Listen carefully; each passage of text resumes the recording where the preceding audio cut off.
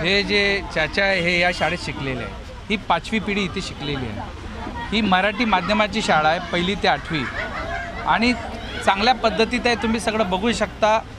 पण याच्या पाठीमागे जी मनुभाई चाड म्हणून आहे त्याचं डेव्हलपमेंट नहार बिल्डर म्हणून आहे, तो करणार आहे. आमचं सर्वांचं असं कयास आहे, संशय आहे की त्याच्या नावाखाली ही शाळा बंद करून ही शाळासुद्धा प्रायव्हेट बिल्डरच्या घशात घालण्याचं एक षडयंत्र आहे.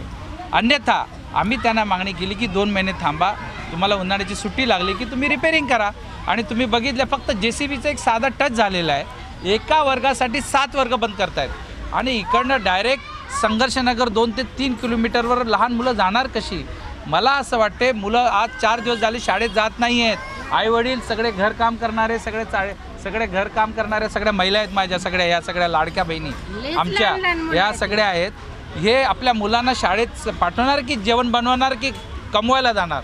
त्यामुळे 4 दिवस झाले यांचा संसार सगळं ठप्प झाला आहे. मुलांचं शिक्षण ठप्प झालेलं आहे. यांना कोणी शिकवत नाही, काय नाही.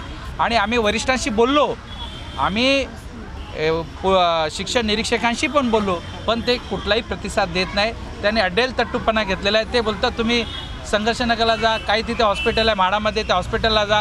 अरे शाळा आणि हॉस्पिटलचं काही फरक आहे की नाही?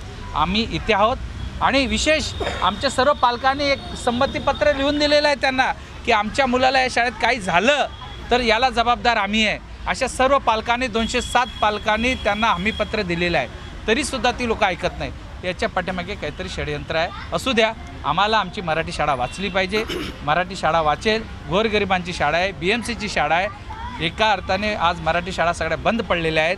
आमची मुंबई महानगरपालिकेला, प्रशासनाला हात जोडून विनंती आहे की ही शाळा बंद करू नका. मुलांचं भविष्याशी खेळू नका. गरीब मुलं आहेत, ही झोपडीतले मुलं आहेत. शाळा शिकतील ते भविष्य बनवतील. आणि म्हणून ही शाळा आहे त्या जागेवर आपण ज्या पद्धतीने सांगाल त्या पद्धतीने आम्ही शाळा चालू करायला तयार आहोत.